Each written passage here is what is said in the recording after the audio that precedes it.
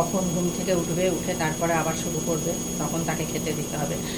খুব একটা অবস্থা ছিলও না। তো এখন এলাম, আজকে পরদিন সকালে আবার এলাম। এখন আজকে হচ্ছে 19শে সেপ্টেম্বর, আর খই আবার আনাতে হবে। সেদিন কালকে কাঁচা হয়েছে, সেগুলো বার করি করে মেলি। আজকেও যথারীতি স্কুলে গেল না। এবার ওই যে চায়ে তুলসী পাতা চায়ের দিয়ে খাবো বলে আলাদা তুলসী পাতা এনেছে আর ফুল এনেছে। বন্ধুরা, এই দুপুর থেকে এখন শুরু করলাম ব্লগটা। এখন বাজলো 1:44। এই খাবার ভাত নিতে এলাম, ভাত খাবো। সব কিছু হয়ে গেল, এবার ভাতটা খাই। এবার কখন ঘুম থেকে উঠবে, উঠে তারপরে আবার শুরু করবে, তখন তাকে খেতে দিতে হবে। এখন তো ডাকছি যে খাবো, স্নানটা করে আসো। আবার মানে আমি চমকে গেছি। তো যাই হোক, স্নানটা করে আমার ভাত বাড়ছি, মানে আচমকা বলছি আর চলে এসছে, একদম বুকটা কেঁপে উঠলো ভাত করে। কী করবো, এরকম ভয়ে ভয়ে কি থাকা যায় বলো? তো ঠিক আছে বন্ধুরা, বলো তোমরা কেমন আছো সবাই? আশা করি সবাই সুস্থ আছো, ভালো আছো, আর ঈশ্বরের কৃপায় যে যেখানে আছো নিরাপদে আছো। এই দুপুর থেকেই করলাম ব্লগটা শুরু। আজকে হচ্ছে 18 তারিখ, আর বুধবার, 18 সেপ্টেম্বর বুধবার। মেশিনটা বন্ধ হবে আর একটুখানি এক মিনিট আছে, বন্ধ হবে। একদম সুইচ টুইচ বন্ধ করে নেব। তো ভাত এবার বাড়ি, তাকে দিই খেতে, সে খাক ভাত, তারপরে আমি নিচ্ছি। তা না হলে তো আবার বিরাট ব্যাপার হয়ে যাবে। তো চলো খাওয়া দাওয়া করি, তারপরে আবার পরে এখন তো একটুখানি শুয়ে এই খবর টবর শুনবো, একটু এই করবো, এই করে কাটবে সময়। সন্ধ্যাবেলায় ইচ্ছে হলে চা খাবো, খাই না আজকাল আর, ইচ্ছেও খুব কম, যদি কোনো দিন ইচ্ছে হয়, সেরকম ইচ্ছেও হয় না কিছু। তো দেখা যাক, চলো খাওয়া দাওয়াটা সারি। তোমাদের দুপুরবেলা এখন তোমাদেরও সবার খাবার সময়। তো চলো, ঠিক আছে। তোরা কালকে দুপুরে ব্লগটা শুরু করেছিলাম, কিন্তু তারপর বিকেল বা সন্ধ্যায় আসতে পারিনি তোমাদের সামনে, কারণ আসার মতন সেরকম খুব একটা অবস্থা ছিলও না। তো এখন এলাম, আজকে পরদিন সকালে আবার এলাম। এখন আজকে হচ্ছে 19শে সেপ্টেম্বর, আর এখন 8:20 বাজে সকাল। উর্মিলা কাজ করে চলে গেছে, আমি চলে এলাম যথারীতি, একটু চা করব, চা খাবো, তারপরে দেখা যাক। যদি বাবা কড়াইটা পায়ে পড়েনি যে, এই যথেষ্ট। যদি স্কুলে বেরিয়ে যায় তো ভালো, আর যদি কালকের মতন বাড়ি বসে থাকে, থেকে অশান্তি করে, তাহলে তো ওটা কিছু আমার করার নেই, আমার কিছু করণীয় নেই। তো যাই হোক, তা না হলে আর কি আমি নিশ্চিন্তে কাজকর্মটা করতে পারবো আর কি, এটাই বলা। তো চাটা খেয়ে যতক্ষণ না বেরোচ্ছে ততক্ষণ তো সেভাবে কাজ করতে পারবো না। বেরিয়ে গেলে তারপরে ঠিকঠাক মতন কাজ করব। হ্যাঁ, দেখি এটা এখানে সরাই, পাই আবার আমি উল্টে পড়বো চটকে।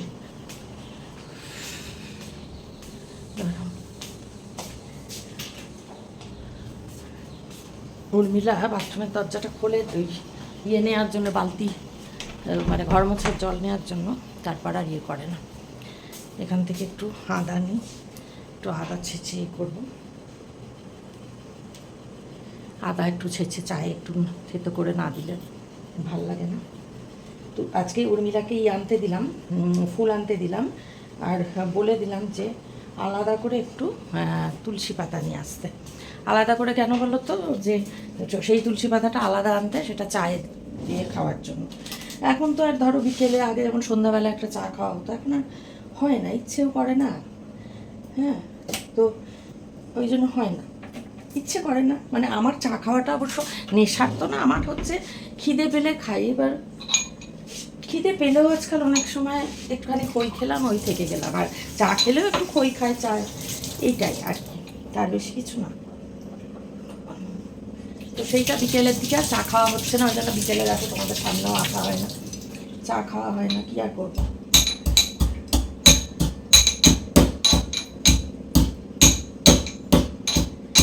অনেক কষ্ট কালকে হয়েছে, সন্ধ্যা বিকেলের পর সন্ধ্যা রাত্রির আমি আর আমি চুপচাপ শুয়ে, আর আমি মানে এত ছিলাম, হয়তো মেন্টালি ডিস্টার্ব হলো জানি না, কেমন জানি, মানে কালকে যেন ঘুমিয়ে গেছিলাম, ঘুমিয়ে মেয়ে বোধহয় কটায় 10টা 10:30টায় ফোন করেছে, আমি ঘুমানো জড়ো দিয়ে বললো তুমি ঠিক আছে ঘুমাও মা, আমি পরে আজকে আর না। এবারে এখন ডেকে দেবো, আর একটু পরে 9:45 ডাকি ওকে, মেয়েকে। তারপর এই মানে এমনভাবে বাড়ি থেকে বেরোলো, তারপর তার বাড়ি গেল।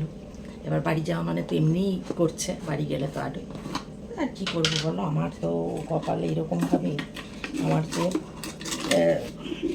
এইভাবে কি করব আমি কিন্তু কোনো সলিউশন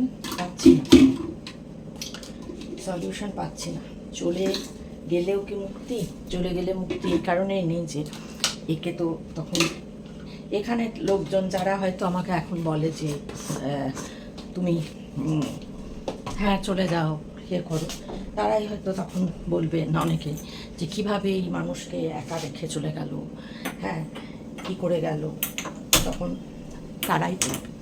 এটাই তো আমাদের সমাজ না, তুমি যেদিকেই যাও, আমরা তো সেই সমাজের ভয়ে, সমাজ নিয়েই চলতে হয় বলে আমরা পারি না যে তুমি যেদিকেই যাও তোমাকে কাটবে।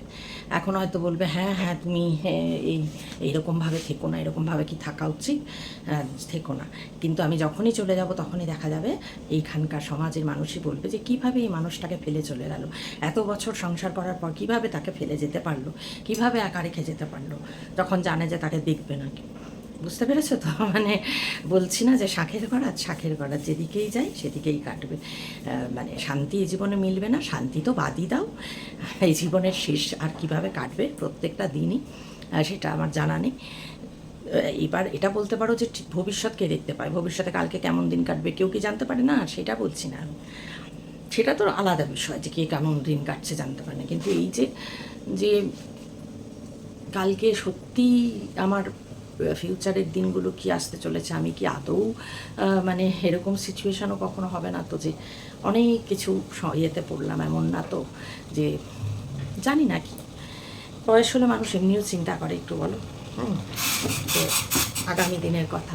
হ্যাঁ, এবার হাজার অসুখ বিসুখ করলেও ট্রিটমেন্ট করানো পসিবল হয়তো হবে না, মানে যে আমি নিজের টাকা খরচ করে আর করতে চাই না, কারণ কত টাকা বেরিয়ে যাবে তার ঠিক নেই।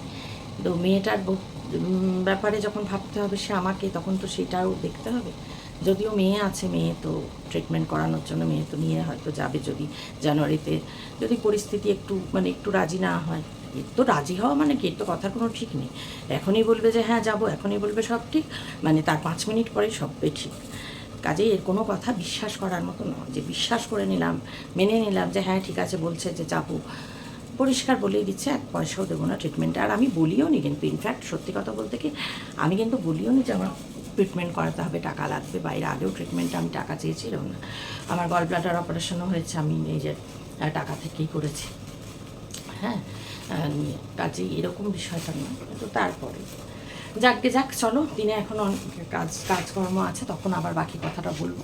চাটা আগে খাই, চাটা ফুটছে, তারপরে আবার আসছি, কেমন?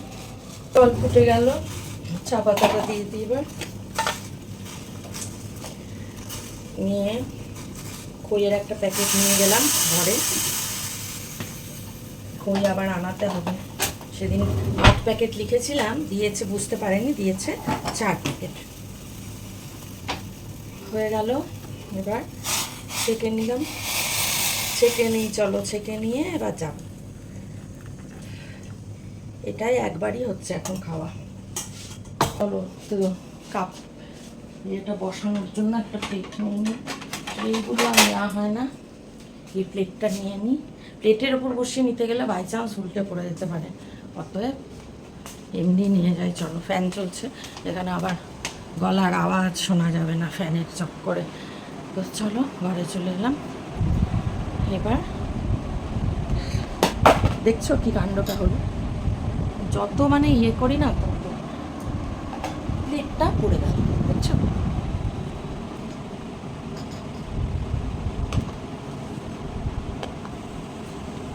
দেখো কাণ্ড আমার।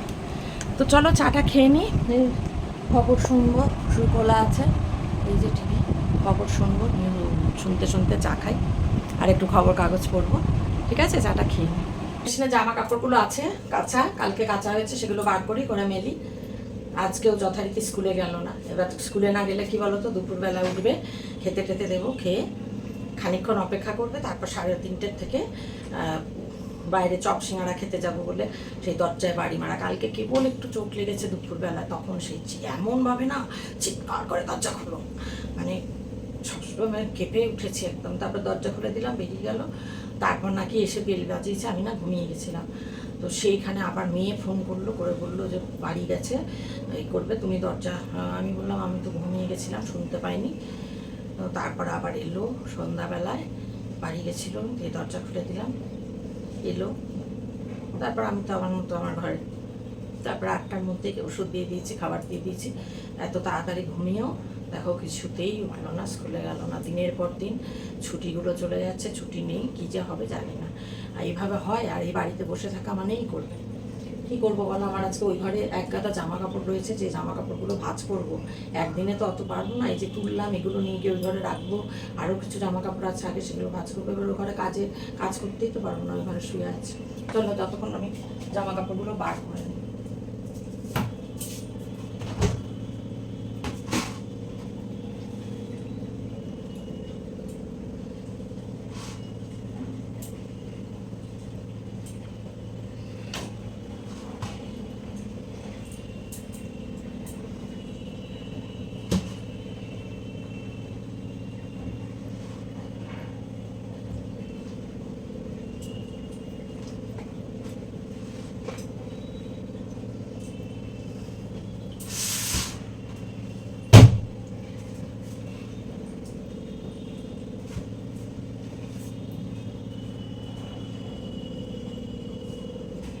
এবার দেখো এইগুলো মেলে নিই, জামা কাপড়গুলো। চাদরটা মেলা যাবে না, এগুলো তুলে তারপর চাদরটা একসঙ্গে। তো দেখছোই তেমনি টেরে বেঁকে কি অবস্থা হয়েছে, বললাম না ওই রিঙ্কু এটার হাল বেহাল করে দিয়েছে। এখন আমি আবার কোথায়, আবার অনলাইনে আরেকটা অর্ডার দিয়ে আনলে এইটাকে কোথায় ফেলবো, জায়গা নেই এমনি ঘরে। হ্যাঁ, কেউ এখন মানে এগুলোকে টাইট দিতে হবে মনে হয়, কি হলে ঠিক হবে কে জানে। কি আর বলবো, সত্যি এই ছাড়া আমার উপায়ও নাই, কাপড় মেলার জায়গাও নাই। আর সেইখানে এটার অবস্থা করে দিল নিয়ে। না দেখো কেমন বেঁকে দেখছো, এটাতে করবো তো বেঁকে চলে যাবে। যে এখান থেকে এগুলো টাইট, এগুলো কি হয়েছে কে জানে।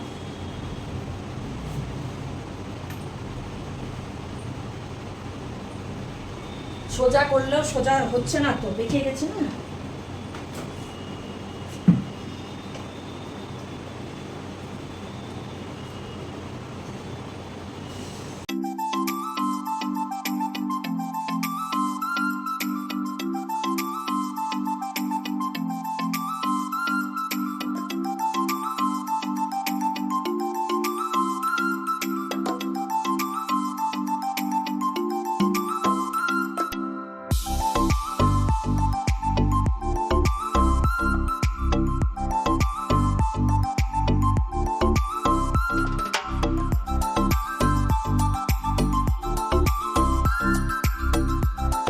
মেলে দিচ্ছে, কি অবস্থা দেখো।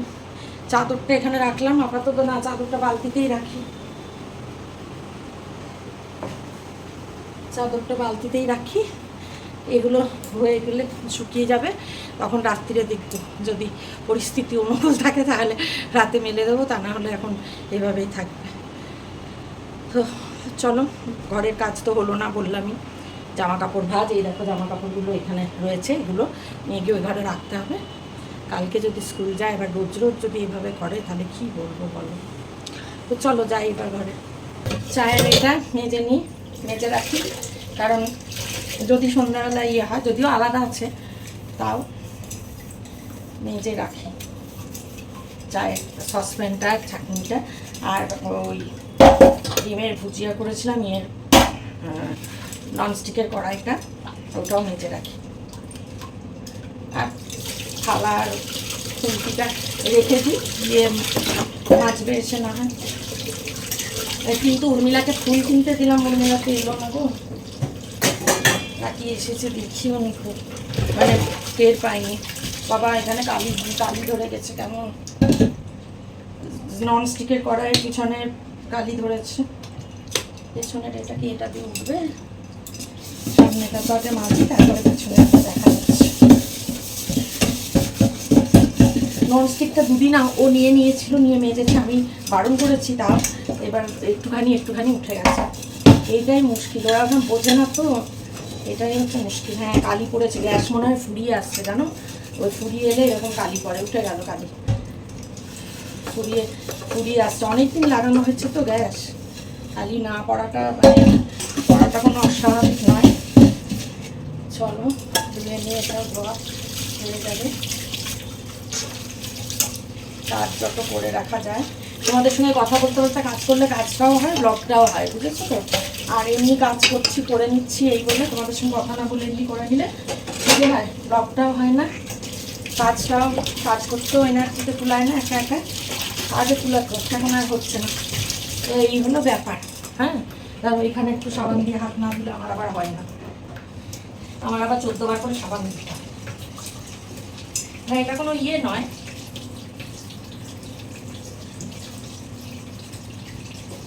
এটা কোনো মানে বাতিকের ব্যাপার নয়, এটা কি বলো তো, বাসন মাজলাম তো ওই সাবানটা ধরলাম, এবার হাতটা ওই জন্য একটু ইয়ে। চলো এবার ঘরে যাই। দেখো বলছিলাম না যে উর্মিলার ফুল দিয়ে গেল না, এই যে চলে এসছে ফুল, তুলসী পাতা বলেছিলাম বেশি করে আলাদা আনতে, ওই যে চায়ে তুলসী পাতা চায়ের দিয়ে খাবো বলে আলাদা তুলসী পাতা এনেছে আর ফুল এনেছে যেমন। তো আজকে তো বৃহস্পতিবার, পুজো করতে তো একটুখানি সময় লাগবে, এমনিতেই পুজো করতে সময় লাগে, তারপর বৃহস্পতিবার যখন একটু তো পাঁচালি পড়া, অন্য দিনও লাগে, অন্যান্য অনেক রকম পাঁচালি সব পুরো পড়া ইয়ে থাকে। এখন ফুলটা এখানে রাখি, দাঁড়ো।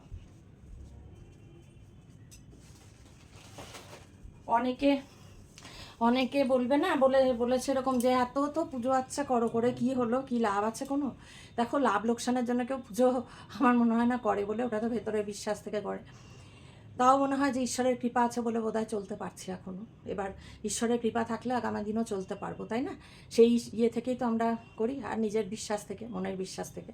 তো এখানে কি পাবো কি পাবো না, এই হিসেবটা আমার মনে হয় না পুজোর ক্ষেত্রে, অন্তত আমাদের মতন মানুষ যারা, তারা এটাই ভাবে, তাই না বলো? তো এবার এটা যারা খুব একটা হয়তো ঈশ্বর বিশ্বাসী নেই, তারা নয়, তারা এটা বলে কিছু। হ্যাঁ আমরা তো নিশ্চয়ই চাই, আমরা ঈশ্বরের কাছে নিশ্চয়ই চাই, শান্তি চাই, যে যার মতো করে, যে শান্তি সুখ সমৃদ্ধি সবাই চায় সবার মতো করে। তো তারপরে সব থেকে বেশি এখন যেটা আরেকটা অ্যাডিশন হয়েছে অবশ্যই, সেটা হচ্ছে সব সময় বিচার চাইছি, সব সময় তিলোত্তমার বিচার চাই। এটা মানে পুজো করতে বসে সব কিছু প্রার্থনার মাঝখানে এই প্রার্থনাটা কিন্তু মানে একদম ফার্স্ট প্রায়োরিটি থাকছে, যে বিচার চাই। একজন মা হিসেবে এই প্রার্থনাটা তো থাকবেই, যে বিচার চাই। মানে তুমি যেন দেখো, সেদিন তো মেয়েটা মা করে হয়তো ডেকেছে, নিজের মাকেও ডেকেছে, ঈশ্বরকেও ডেকেছে, আমাদের মাদের ডেকেছে, কিন্তু তোমরা তো তখন সাড়া দাওনি, কেউ মেয়েটাকে বাঁচাওনি। আজকে চলে গেছে, কিন্তু যাদের জন্য ওকে চলে যেতে হলো, যারা ওকে শেষ করে দিল, যারা বলতে সবাই, যারা ডিরেক্টলি অ্যান্ড ইনডিরেক্টলি ইনভলভড, যারা সরাসরি হত্যা করেছে, যারা হত্যার ষড়যন্ত্র লোপাট করেছে, যারা হত্যা করার জন্য একটা বড় কনস্পিরেসি, এটা আমরা সবাই জানি এখন যে কনস্পিরেসি করেছে, সবাই, কেউ একজনও যেন ছাড় না পায়, এটাই এখন ঈশ্বরের কাছে প্রার্থনা। এগুলো তো আমাদের চাওয়া থাকবেই, তাই না বলো? প্রত্যেক মানুষ প্রার্থনা করে ঈশ্বরের কাছে, বলে যে মা একটু দেখো যেন সব ঠিক থাকে, একটু শান্তি থাকে, একটু ঠিকঠাক চলতে পারি, এইটুকুই চাওয়া। কিন্তু তুমি চাইছি, তুমি দিচ্ছ না, তাই করবো না, এরকম তো থাকে না ইউজুয়ালি। হ্যাঁ খুব বড় কোনো আঘাত পেলে হয়তো মানুষের মন সাময়িকভাবে ইয়ে হয়ে যায়, যে কী হলো, এতদিন তোমাকে ডেকে এত ইয়ে করে কী হলো। তো সেগুলো তো হবে, সেগুলো সব মানুষের মধ্যেই হয়, তাই না বলো? এগুলো আমরা সাধারণ মানুষ, আমাদের তো এইটুকুই। তো যাই হোক, সারাক্ষণ মানে বললাম না এই খবরের মধ্যেই আছি, এবং কোনো সময়ের জন্য, একটা সময়ের জন্য মানে এটাকে কখনো যে প্রায়োরিটি লিস্টে এটা পড়ে অন্য কিছু আগে, এটা ভাবার কোনো অপশানই নেই, অবকাশই নেই। যার জন্য প্রত্যেকেই দেখো, এবার যে সামনে পুজো, কারণ না আমার মতো মানুষ নয়, ধরো আমরা আমার মতো মানুষ কি হয়, পুজোর হয়তো 2 দিন একটুখানি বেরোলাম, নট ফর প্যান্ডেল হপিং, ঠাকুর ওই প্যান্ডেলে ঘুরে ঘুরে ঠাকুর দেখার শারীরিক সক্ষমতা নেই, বয়সের কথা বলবো না, কারণ এর থেকে অনেক বেশি বয়সের মানুষ অনেক এনার্জেটিক, তারা পারে, আমি পারি না, সক্ষমতা নেই। কিন্তু তবুও হয়তো বেরোতাম। গত বছর তো অন্য রিজন ছিল সম্পূর্ণ, তোমরা যারা পুরনো তারা জানো, নতুনদের জানাই যে মিস্টার চ্যাটার্জি মা মারা গেছিলেন, তাই জন্য গত বছর প্রশ্নই ছিল না, পুজোর মধ্যেই কাজ টাজ ছিল সব কিছু। তো তার আগের বছরও ওরকম 2 দিন বেরোতাম, হয়তো একটু বাইরে খেতাম, তারপরে একটু গাড়ি করে ঘুরতাম, লং ড্রাইভ, একটু খানিকক্ষণ ঘুরে, কতক্ষণ, বড় যে খুব বেশি হলে 2 ঘন্টা, 2 ঘন্টাও না, ওই তাও ধরলাম বেশি করে 2 ঘন্টা, তারপরে আবার বাড়ি এসে যেমন করতাম।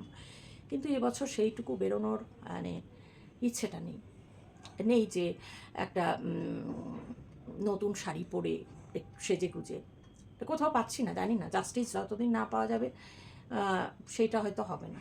তবে এটা নয় যে কেউ করবে না, এটা বলছি না, বাচ্চা যাদের বাড়িতে বাচ্চা রয়েছে অবভিয়াসলি তাদের বেরোতে হবে, বাচ্চাদের জন্য বেরোতে হবে, কেন বেরোবে তো অবশ্যই সবাই, কিন্তু সবাই প্রতিবাদ করবেই, কোনোভাবেই সেই প্রতিবাদটা বোধহয় বন্ধ করা যাবে না, এবার বিচার চাইবেই সবাই মায়ের কাছে গিয়ে।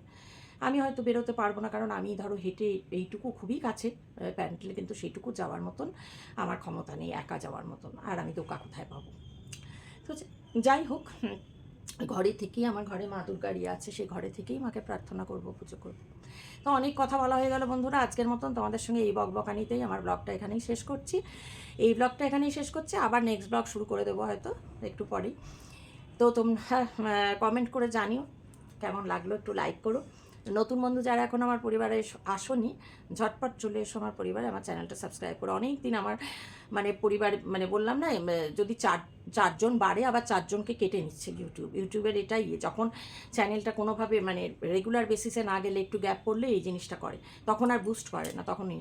তো এবার এক জায়গায় স্ট্যাগন্যান্ট হয়ে গেছে, দাঁড়িয়ে আছে, আর কিছুতেই বাড়ছে না, মানে বেড়েছিল মানে 8টা কমিয়ে নিয়েছে, হ্যাঁ, মানে 8টা কেটে নিয়েছে, ভাবো, একটা বাড়াতেই যেখানে অনেক দিন লাগে 8টা কেটে নিয়েছে। তো বলবো যারা সাবস্ক্রাইব করো, একটু পাশে থেকো। তো ঠিক আছে বন্ধুরা, আজকের মতো বিদায় নিচ্ছি, দেখা হবে আবার পরের ব্লগের সঙ্গে, ততক্ষণ সবাই সুস্থ থেকো, ভালো থেকো, নিরাপদে থেকো।